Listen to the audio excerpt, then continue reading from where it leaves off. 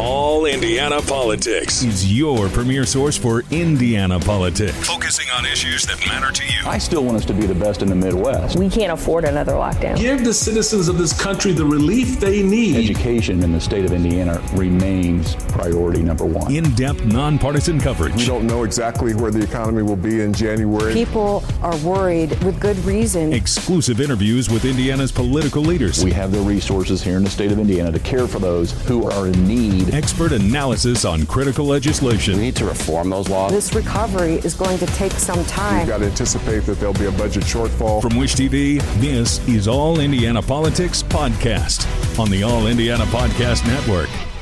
Good Sunday morning. Happy Christmas Eve and welcome to All Indiana Politics. I'm Phil Sanchez. In 2 weeks, Governor Eric Holcomb will begin his final legislative session as the governor. This is not a budget session, but he says we can expect a flurry of activity. Our government reporter Garrett Bergquist sat down with him in his office at the State House. And with us now is Governor Eric Holcomb. Governor, thanks for letting us come in today. 'Tis the season. Good to see you and to be with you.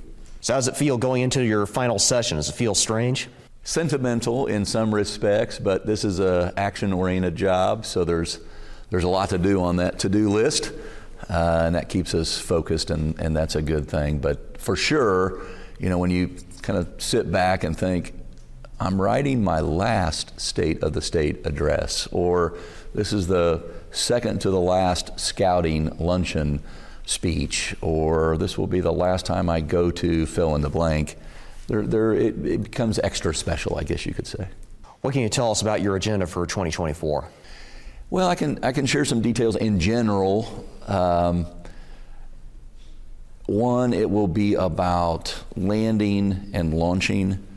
There's a number of projects that we have the resources and the tools to do and complete and build, but there's an awful lot of new to do, and I don't want anyone thinking this is going to be about a year of ribbon cuttings. This is a year of taking our state to the next level on three key fronts: one, economic development; two, workforce development; and three, community development. And so landing certain projects for sure, launching new ideas, thinking about the future of certain sectors, mobility, life sciences, defense, you fill in the blank there as well.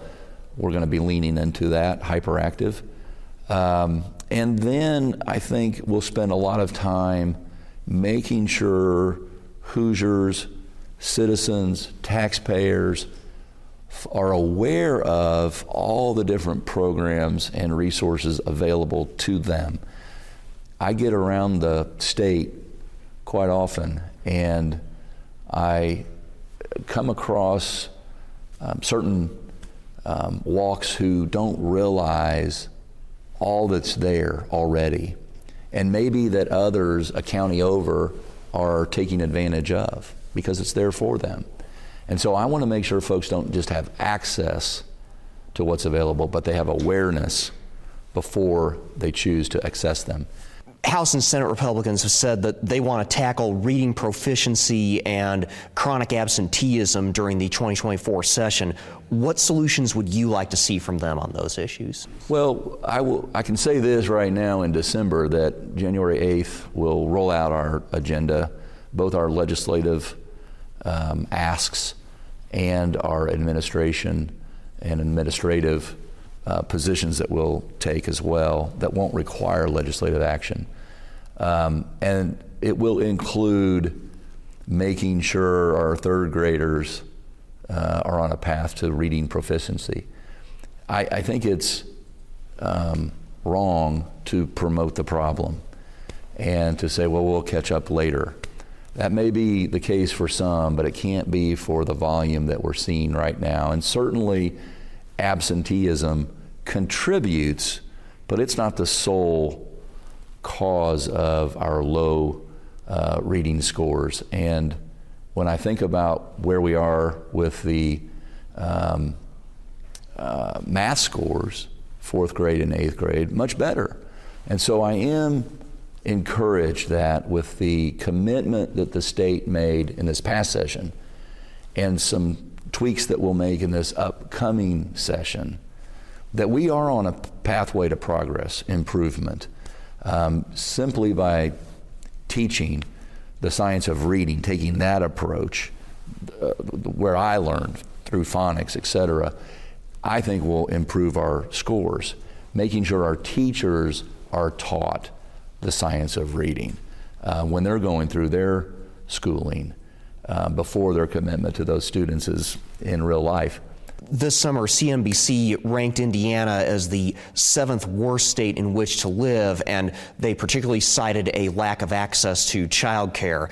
Should lawmakers in this session expand funding or eligibility for early child care, or for that matter, pre-K? Well, we just took some big steps in terms of providing child care to working families, means tested. Our FSSA, that whole administration and agency, has programs for providers, for families that meet those requirements, those financial requirements, to receive assistance to get their kiddos into a learning environment, also known as child care. But this is a place to really hone skills, high quality learning environments. In addition, we just this year, during the budget session, and we're rolling this out right now, are providing another program that organizes the corporate community to provide child care, and the state is putting in more dollars into those scenarios as well, so that if you're in Warsaw or Vincennes or Jeffersonville, no matter what size the city or town, our business community, who knows the need as much as anyone, are faced with how do we get more workers into the workforce, even though we're higher than the national labor participation rate, even though we have a all-time high peak performance in terms of our private sector workforce right now, very historically low unemployment. Every willing and able body counts. And so we have to make sure we aren't just providing child care for those businesses, but that we're also skilling up and reducing our recidivism rate, that we're becoming healthier as a citizenry, so that we can get to work. This is not a one program solves the whole problem, but child care is something the state continues to lean into and put dollars. All right, coming up, Holcomb addresses the controversy surrounding a planned high-tech research park in Boone County. All right, welcome back. Controversy has grown all year over the LEAP district. That's a planned high-tech research park in Boone County. It was a signature project for Governor Eric Holcomb. Our interview continues now with a discussion about the questions surrounding that project. I want to turn to the LEAP district for a few minutes. Are you surprised by the extent of the opposition to that project? No, because it's on a scale unlike we've seen before. And with that comes the good and the challenging. And that should be understood. I certainly do. There's growing pains that go along with unprecedented new ways of thinking and doing. And for a state like Indiana, who just celebrated our end of the year report from the IEDC in terms of new capital investment coming into the state, $28.7 billion, broke the $22.2 billion record last year, which broke the year before's record of 8.7. So we have serious positive momentum going. We're in a different league. We're punching way above our weight class. We're starting to get deals that would have gone to Arizona or Texas. We're developing on new frontiers, hydrogen, biotech, microelectronics. The new future of mobility is being ushered in right here in Indiana. That requires having sites that are conducive to those type of investments. And so while we have hundreds of ready sites in counties all over the state of Indiana. We need to have even bigger sites available. And that's what this LEAP district is. Now, having said that, the IEDC is wired or built to be aggressive, built to compete with fierce competition all over the world, certainly around our country, where billions are going to be determined to be allocated in the next 18, 24 months. So it's carpe diem. It is seize the day now and be ready before someone even, they're looking at your neighborhood to invest in. We know because of our tax and regulatory environment, we're very attractive. Now we need to have the sites and the workforce to go with it. And that's what this site is. The IFA, Indiana Finance Authority, will conduct the water study, and nothing will be done, just like in every other county or region, before we know where the sources of water is and the volume that will be needed projected out 50 years. And so there's a protocol to all of this. It's a regulated utility, so no one needs to fear waking up tomorrow and water, unbeknownst to them, as one drip or drop, is being diverted somewhere else. There will be a process in the LEAP district, just as there is in every other quadrant of our state. Should local officials or local landowners, though, have been involved at an earlier stage or at a deeper level on this project? Well, local landowners in LEAP, this is about property rights at a most basic level, and this wasn't eminent domain. This wasn't an action the state took that said we're taking property for the betterment of the whole state. This is landowners making a decision, like they do every day in every county of our state, with the state as a partner that's working on a different development project than maybe they were obviously prior. The same will be true going forward. We'll continue to work with landowners and the community's leadership, whether it be chambers of commerce or mayors or county commissioners, to make sure that we're, for sure, going forward, operating on the same page, and we've communicated that. Going back to the water issue for just a second, a lot of landowners in that area are worried about this affecting their well water. We've already had a couple stories about people whose well water has declined in quality as a result of all this. What precautions are being taken to prevent something like that? Well, we'll continue to, poke straws in potential water sources to see how much water is there for them and their neighbors.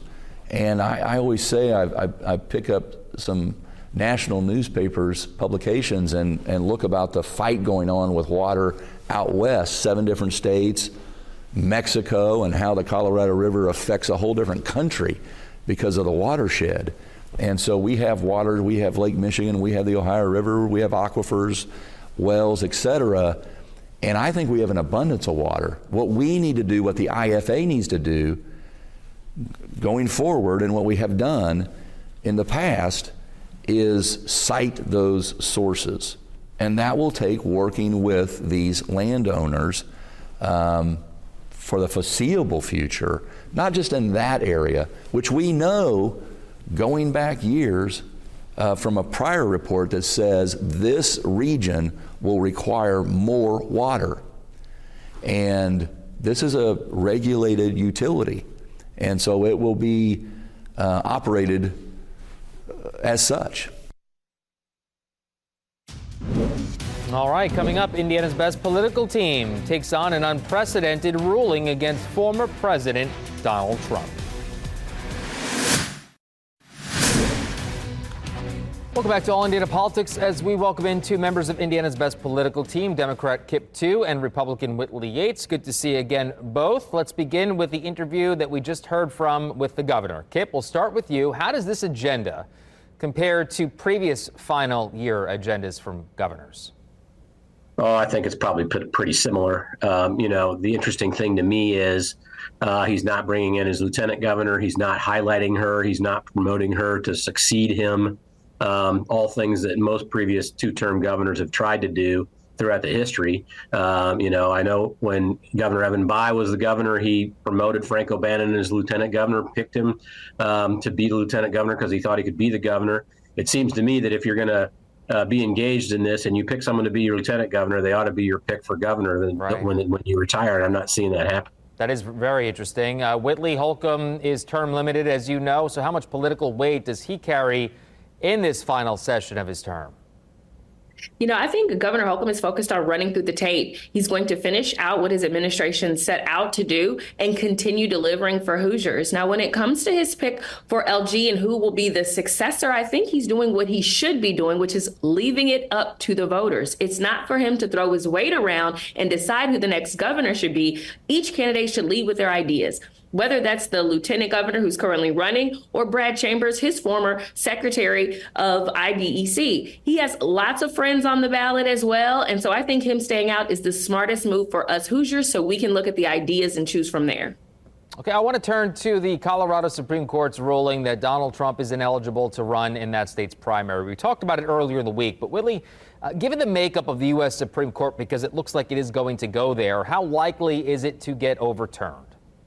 I think it's pretty surely going to get overturned. I don't think that this is going to be something that creates a new precedent, although it kind of already has, at least within the state of Colorado. I think the Supreme Court is going to overrule it like all of the other states before them that had the option to go ahead and make this ruling. Kip, you know that Donald Trump currently does not face any charges related to the attack on the Capitol. So does that kind of undercut the argument that he violated the 14th Amendment? Expand upon what you talked about earlier in the week.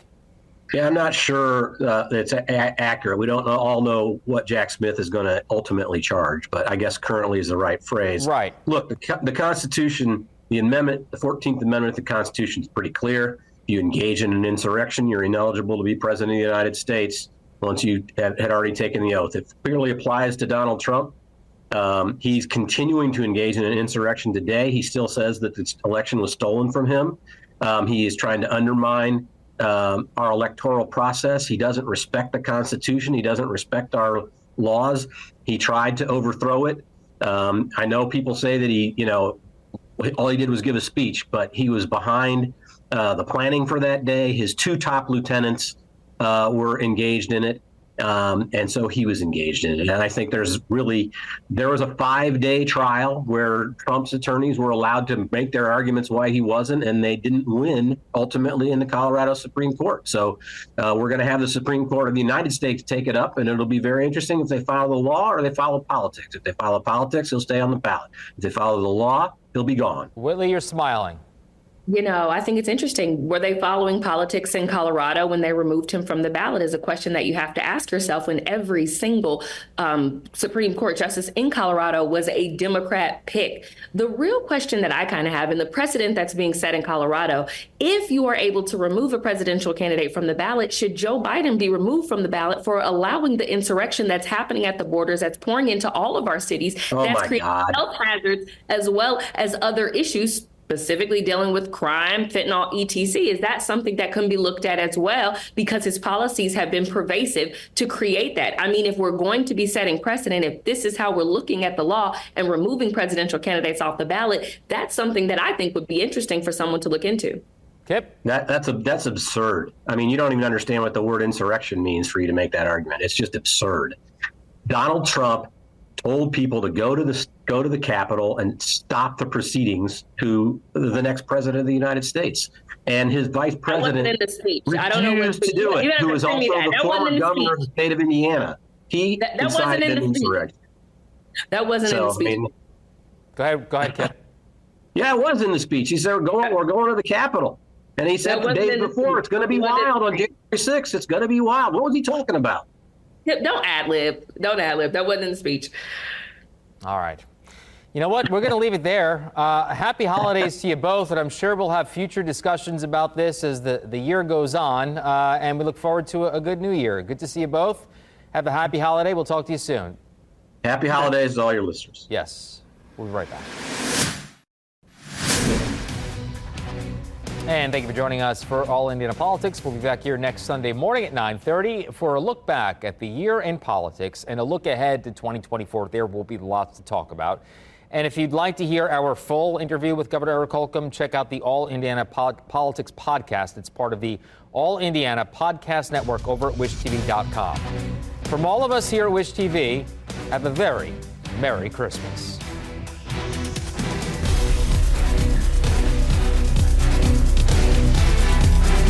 From Wish TV, this is All Indiana Politics Podcast on the All Indiana Podcast Network. Watch All Indiana Politics live Sunday mornings at 9:30 on Wish TV and at wishtv.com. Subscribe to this podcast and listen weekly here on the All Indiana Podcast Network. And be sure to discover even more great podcasts at allindianapodcastnetwork.com.